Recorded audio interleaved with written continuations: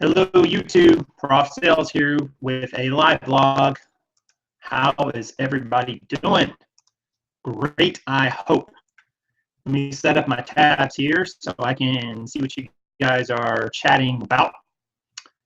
I don't know where you're at, but man, it's hot here.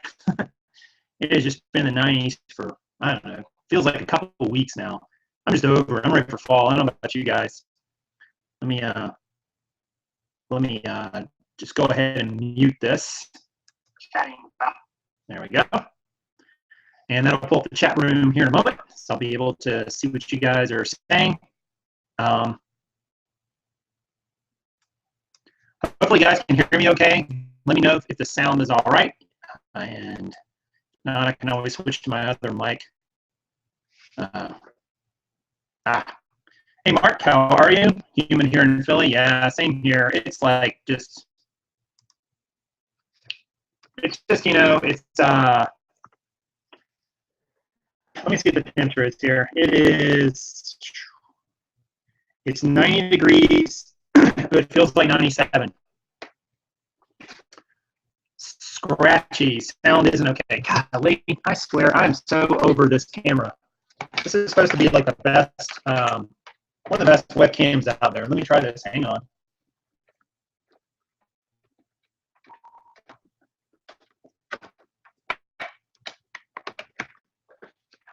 And oh.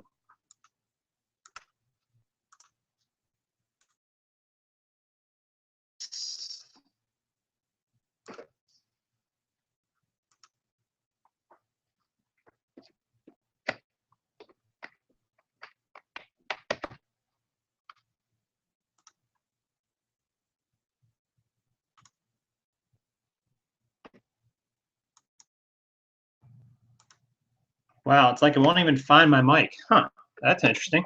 All right, let me try it on this side. I think maybe I've got some bad USB ports. Let's try over here.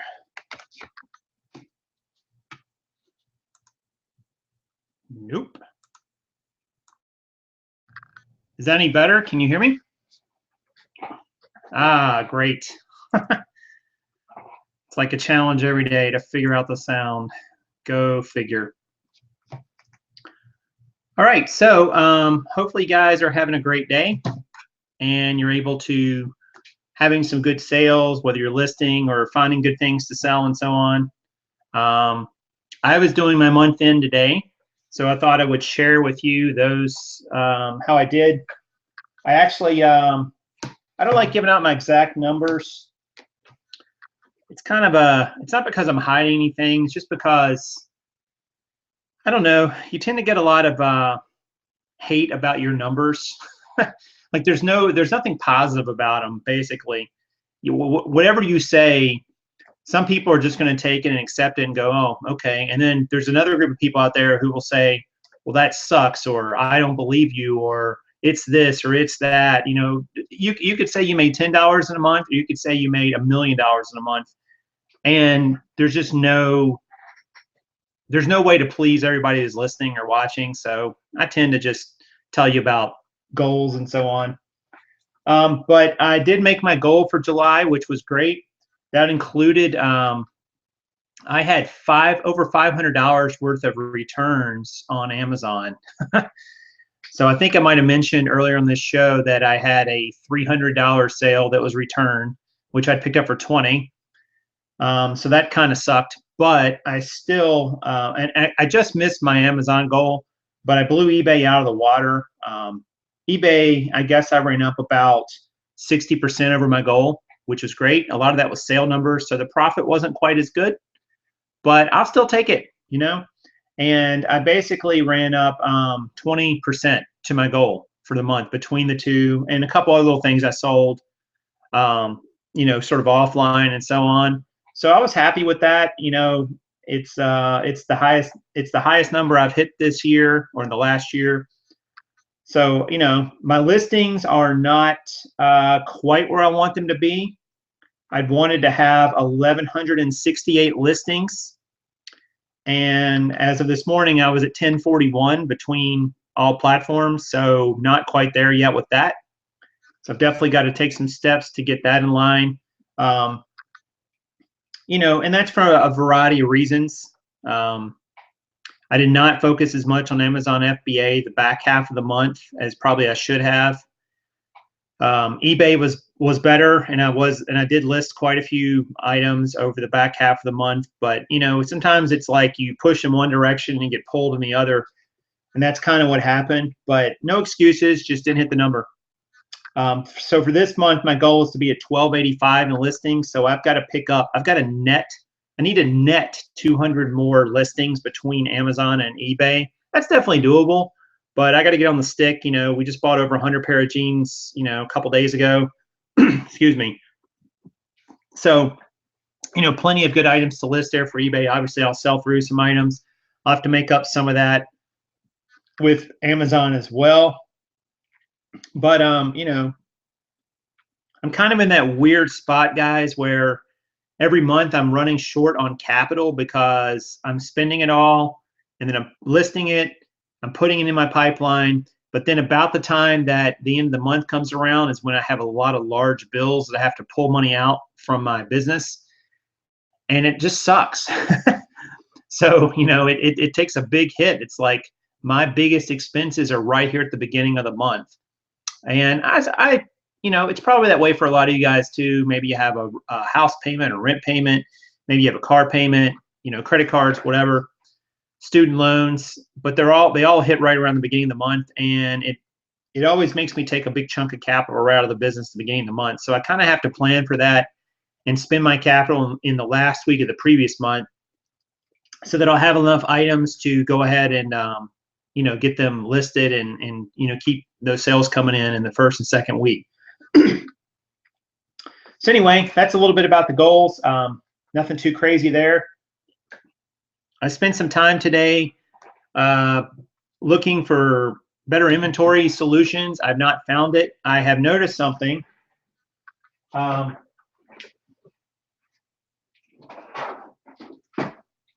These white Sterilite bins, which I think I've showed you guys before, they will hold jeans in padded flat rates, but you can't get 10 in them.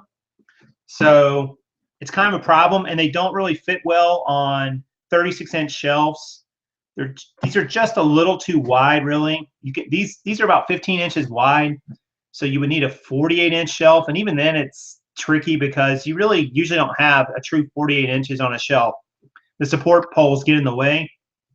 So I'm looking for a good solution to be able to store jeans in the padded flat rates. I've got an idea about, you know, storing them in the padded flat rates, putting a label on the outside and sealing them up.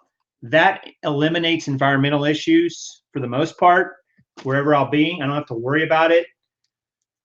You know, the downside is I don't get to see them right before I ship them. So some of you are probably saying, oh my gosh, I would never want to do that because what happens when I can't see the jeans and I send somebody the wrong one? Well,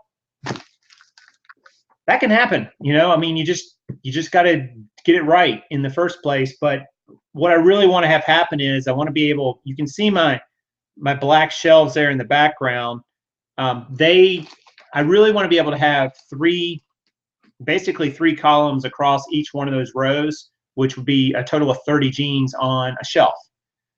But there's no way to really put these in these packs and stand them up like this in a way that, you know, you can do that. They're pretty deep when you do this. They take up a lot of room, a lot of depth room. So I'm looking at, you know, other solutions for that. Maybe I'll have to bite the bullet and say I can only get 8 deep instead of 10. I don't know. It's really a pain in the butt, to be honest with you. Mark says, why don't you polybag them, then you'll be able to see the jeans? It's just an extra step, Mark. You know, I mean, I could do that. It's just an extra step. It's extra expense. You're still going to have to put them in the padded flat rate. I love the idea of putting them in these padded flat rates, and then it's fire and forget until you're ready to stick a shipping label on it. You know, the poly bag is one way, but they're still going to be pretty wide when you stand them up like this. I mean, and you're still going to have to kind of squeeze them to get them into these padded flat rates, because you can see, like, here's a wider jean. This is a good size jean, And so when you put that in a padded flat rate, it gets very tall this way, and that's the problem. So when you stand it like this, you can see how wide it is. So your shelf needs to be really deep to go back with 10 of those. That's kind of the problem. No, I don't polybag. It's an extra step. It's extra expense. It slows you down, and I don't know that it really gets you enough bang for your buck. Yeah, you're going to have the customer who goes, "Oh, that's so great, they're polybagged," but I just don't do it. Never done it. I've known other jean sellers who don't do it either. If you polybag it, slides easier and pad it. Yeah, but it's not getting it in there is the issue. It's the width. It's the width, as you can see. So it's just the width. When you stand these up and you put them 1, 2, 3, 4, 5, you need a really deep shelf.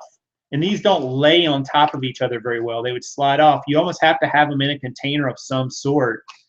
And it's almost got to be a 24-inch deep shelf to really accommodate, the jeans in there. I don't have any problem, like you can see, like a small pair is pretty narrow, but even if you get all the air out, it's still like that wide, and it's gonna take a good amount of room to get that in there. So anyway, that's my challenge. To get them in there. It's just that they're too wide when you stand them up like that. For an 18-inch deep shelf, you really need a shelf that's 24 inches deep, and you probably need one that's 48 inches wide. But going from a 36-inch shelf to a 48-inch shelf creates a lot of space issues when you start doing a bunch of them, especially in a 10 by 10 room like most of my jeans are in right now. I could not get 3 across the I can't get 3 across a wall. I mean, 48 inches times 3 equals 12 feet. Well, the wall is only 10 feet wide. So, it really becomes a problem. So you want to pre-pack and want to find a solution pre-packing. Yeah, basically, I want to be able to list the jeans, take all the photos, stick them in a padded flat rate, seal it up, put a label on the outside that tells me what's in there. And then when they're ready to ship, I'm able to look at that label and put know that that's the right jean. It's got my SKU number on it, and put the shipping label right on the outside, and we're good to go. That's exactly what I want to do. So I'm looking at some ways to do that. I've got some ideas, but nothing really yet has hit me.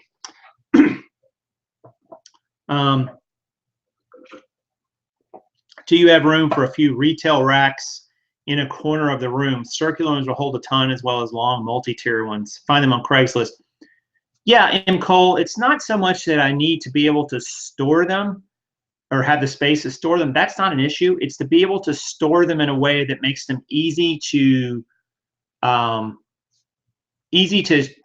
ship. So basically, I want to have them prepared and ready to go. If you put them on a circular rack and hang them, for instance, which I think is what you're suggesting, yeah, I could do that, but they're not going to stand up like that. They're not going to, and if you lay them down, they're going to slide all over the place because the bags are kind of slick on the outside. Jeans, if you guys can see these jeans right here, that's the best way to store jeans, assuming you have good environmental control and you don't need to put them in a bag right away. So if you can store jeans like that, that's the ideal way to do it in terms of space. And they will lay pretty flat, and you can, maximize the amount of jeans you've got in a certain area. But I don't want to store them like that because that's not efficient to ship that way. So I need to think about ways to, to do this. And when you're talking about jeans, you need to go vertical. So you're talking some sort of shelving system. There's just no other way to do it. I mean, you can't just lay them all over the floor. You need a huge floor space. So you have to go vertical with them to use the vertical room in whatever your building or space is, whether it's a bedroom or a closet or a garage or a warehouse or whatever it is you're doing. You go vertical with them. These are all techniques and tricks I learned working in retail management. But we didn't have to pack and ship them in the retail stores I worked in. They just needed to sit there until they were ready to go to the sales floor, which is a different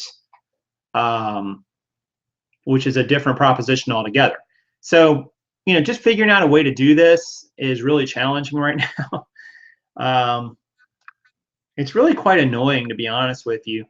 And to your point, Mark, one thing I have considered is polybagging. I hate the expense of it and just the extra step and the time it's going to take, especially as my listings grow.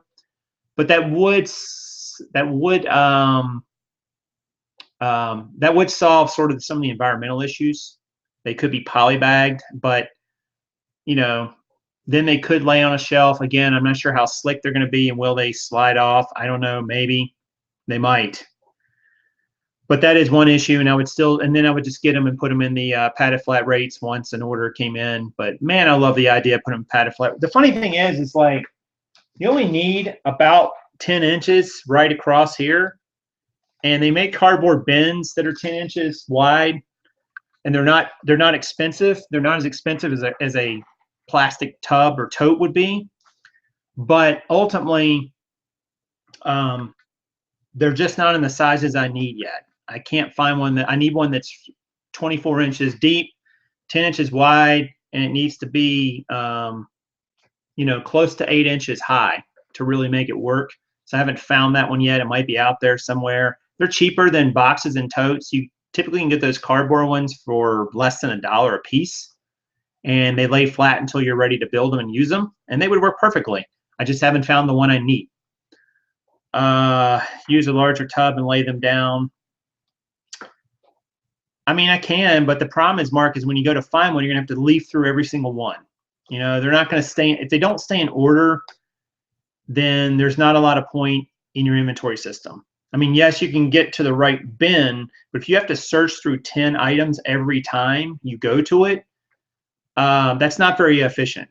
So, anyone else having trouble with the feed? I don't know. King Flip? Possibly. So far, I haven't heard that, but you know how it goes. Yeah, so if anybody else having trouble with the feed, I guess King Flip's having a little bit of trouble, not sure. But anyway, so let's go ahead and I will share with you most recent results, which included yesterday. So let me go to the share screen, see if I can get this working right. There it is. And sharing. Okay, so you guys can see here was 731, which was yesterday. It was at 553 listings for the day. I only listed 4 last night. Unfortunately, other events took over. Sold 4 on the day. 8240 gross, 2140 COGS, 2360 shipping cost, estimated net 2661, and then a net per gene of 665, which is kind of low. Good sell through 0.72. That's not bad. Still moving in the right way. Sell to list was 100%, and so that's not bad, I guess. It's interesting that pushed me over the $1,000 mark in terms of gross. But ultimately, I'm going to be posting or going to be selling, 48 genes a day, not over, a couple weeks or a week and a half, whatever this is. So eventually, my projection is to be at this number per day, which is pretty crazy to think about being at 48 genes a day. But that's the goal. So all told, sold 48. That's a 68% sell through. Net per gene 732, netting 351, 352, basically. Nothing great. Kind of average numbers, but again, we're in the summer months. Got another few weeks of this before it kind of picks up. So I'm going to stop sharing that for a moment. Hopefully you guys were able to see that okay. Yeah, it looks like you're able to. Okay, I can see it now in the replay. What does Jeremy say here? So I use milk crate, zip tied together, and stack on the side. Oh, that's interesting. Huh. Not the worst idea I've ever heard. Stack on the side. Yeah, I think, Jeremy, the only issue I would have with that is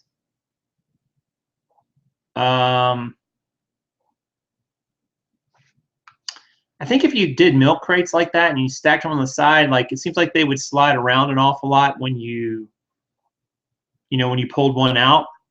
Like they would come forward towards you. Maybe I'm not visualizing this correctly, but if you're stacking them on the side so the opening is facing you, I would assume, or maybe you're just stacking them one on top of another, but that's not very efficient because then you have to move one to get to the next.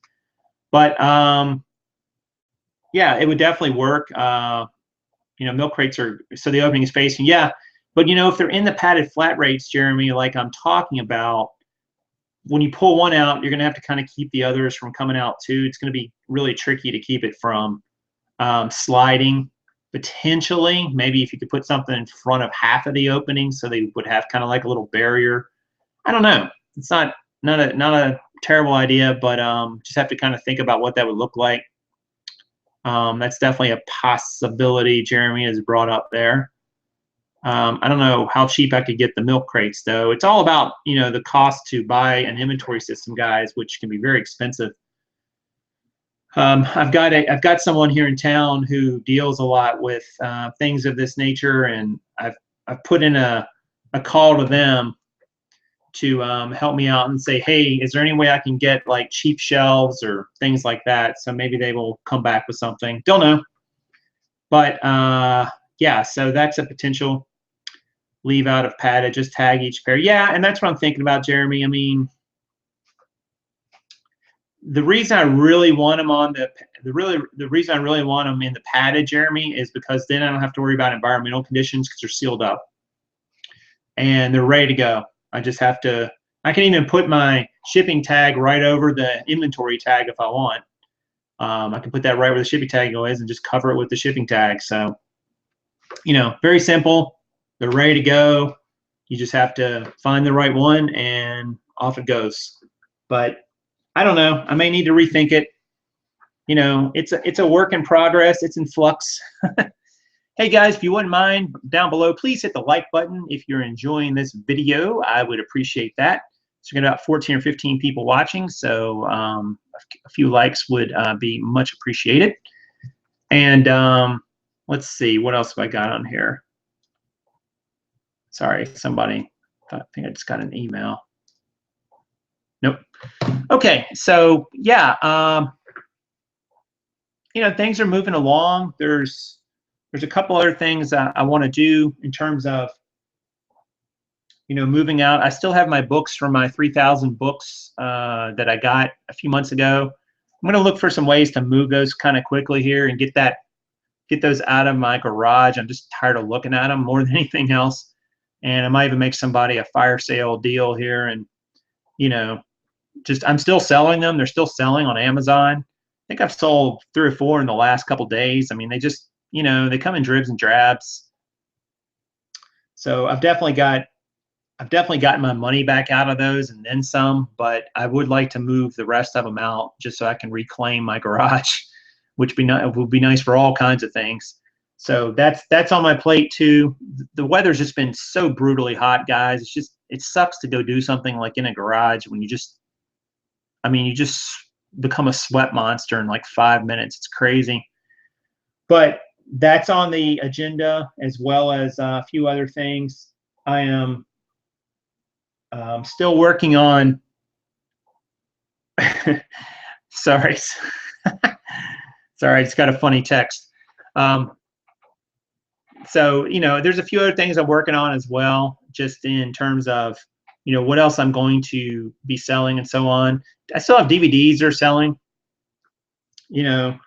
I think I mentioned this a couple weeks ago. I saw a guy with a post about a guy who sells like $500,000 a year on eBay with DVDs. That's insane, but it's definitely out there. So, that's a possibility too. I could go, a little more full into those. That would take up some listings until I'm able to fill those with jeans. They're easy to store. They're easy to ship. You don't make a tremendous amount of money on them, but they do add up. And, they don't take a lot of time or a lot of room, like I said. And you don't have to invest a lot of money into them either. So I may look at, maybe some DVD lots that are out there, Blu-rays, maybe go try to get a deal on them. CDs and books are obviously still options as well. but I really want to get rid of the books I have in my garage before I tackle any more books. So how did you guys do this past month? Do you guys, I don't know, we started off the video by saying, I don't know if you guys tabulate your numbers for the end of the month, the beginning of the next month. That's what I do. You know, that's just kind of something I always do on the first of the month. It takes up a chunk of my morning, honestly, but you know, I want to know where I'm at in terms of my sales, my profit. Have I hit my goals? Do I need to adjust? How's my strategy? And so on. So if you want to share what you guys did on the month, I mean, you don't have to put an actual number, just say how you did towards your goals and so on. Maybe it was listing goals, maybe it was selling goals. Maybe it was, you know, expanded out to another platform. You got into a different type of product. Those are all valid goals too. It's not just about the sales numbers, guys. So Mark's saying he had a record month, and Yvonne said up about 500 from last month. That's good. That's really good. And sold 65 jeans and 10 shirts. Yeah, I mean, as long as you're making progress and moving forward, I mean, you got to feel good about that. I'm probably going to do a video, a separate video, not a vlog, about this concept pretty soon, guys, where, you know, I don't know how many of you guys play poker, maybe none of you, but in poker, you talk about playing a session and how you did. So you go play for 4 hours, and it's like, well, how did you do? Well, I was up $200, I was down 300, whatever. But the funny thing is when you get real focused on just one session, you can lose sight of the fact that your whole life is just one big long session. And you don't know how many hours and separate little data points you're going to have in that.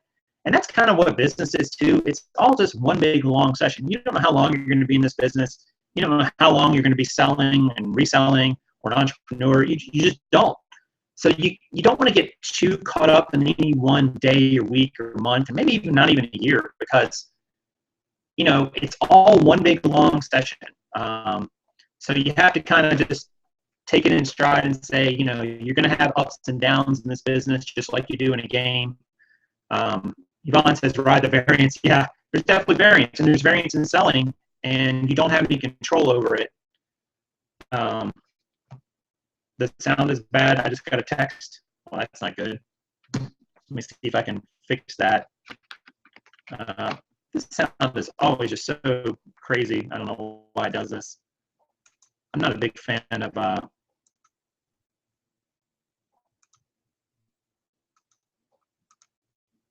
let me know if that sounds any better. Not sure. I'm just trying a little something there for a moment and seeing if it's okay. You guys can hear me okay, not sure.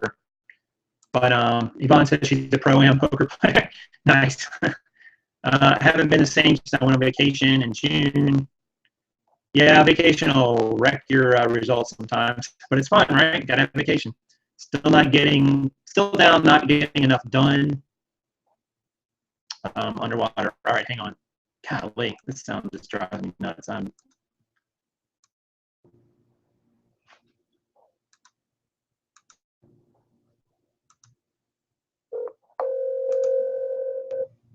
All right, try it now. Let's see if that's any better. I just kind of disconnected it and then reconnected it. Gosh, I don't know why it just gets bad. It's not like I'm changing anything, guys. It's like, who knows? Maybe my connection gets crappy. We're not getting Google Fiber here in this area anytime soon, so go figure, right? Let me try this. Hang on, this might work. Oh, you're saying it's better anyway. All right. Well, I was going to try my other mic and just to see if it was an issue with that, but looks like it's fine. Okay. So yeah. So you know, don't get too caught up in any one result. It'll drive you nuts. And you know, focus on your process, and that leads to your results. And that's what I try to do every day. It's challenging because sometimes you like, I worked my butt off and did horrible. But then there's other times you don't do a lot, and all of a sudden your sales blow up. So, you know, you forget about those times, and you tend to think those times are what you deserve. And when you work your butt off and you don't get the results, you think you deserve better. But the reality is they're both part of the picture, and you just don't know when sales are going to come in and why they're going to come in strong one day and not the next. you don't have any control over that. All you have control over is your process. And, you know, I know it's hard, but you really don't have control over your results. You own them, they're yours, but you don't have control over them. You have control over your process, which should lead to results. But the time frame and the manner in which you get those results is tough. It's tough to kind of grasp and say, well, if I do this, I am going to get this. You might, but what, you know, and I sit here and say, you know, well, I want to list 4,900 pair of jeans, so I should sell 49 pair a day, but I won't. It'll be different than that. It'll be less than that some days, maybe more than that some days, and there will be no way for me to really do much about that other than just to say, well, over time, I'm probably going to average around this amount given the past, but maybe it's different now and I won't be able to average that number. Maybe I can average higher than that. Who knows? So I'm just going to see, I'm just going to adjust as I go. So I don't know. I think it's just a good way to kind of look at it. King says it's hard to be consistent, especially when you're doing well. Yeah, there's there's two situations that really will kill your business: when you're doing poorly or when you're doing really well. It's kind of when you're in the middle. Sometimes you're like, I'm going to keep working hard. And when you're doing really well, you have a tendency to rest on your laurels. And when you're doing really poorly, you have a tendency to throw a little pity party for yourself. So either one of those is a bad situation. It's, but just, you know, view it as part of just, you know, that variance you're going to get. Your results are going to change every day, every week, every month. And you can't get too caught up in them, or you'll be missing the big picture, which is how are your processes. So I think daily vlogging helps it make you accountable publicly. Yeah, I mean, that's what I'm doing for this, King. It's turned into that. I wasn't originally going to do it. I did miss over this weekend because I was too busy sourcing. There was just no way to really do it too easily. And, you know, that's going to happen. But, you know, it's going to be cool. We'll be able to look back and say, I remember when he had 500 listings up. But anyway. All right, guys. Well, look, that's going to do it for today. I've got to get busy and finish up some items here, some listing and so on.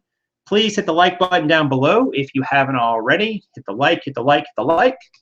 And leave me a comment after this is up if you would like as well. I will be glad to try to answer it if I can, or at least acknowledge it if it's just a, you know, hey, this was this or this was that, whatever, depending on what it is. And consider subscribing as well if you would like, so that you can get your prof sales every day without going to look for them. All right, and I will definitely talk to you guys soon. And as always, this is Prof Sales saying good sales to you guys. Thanks.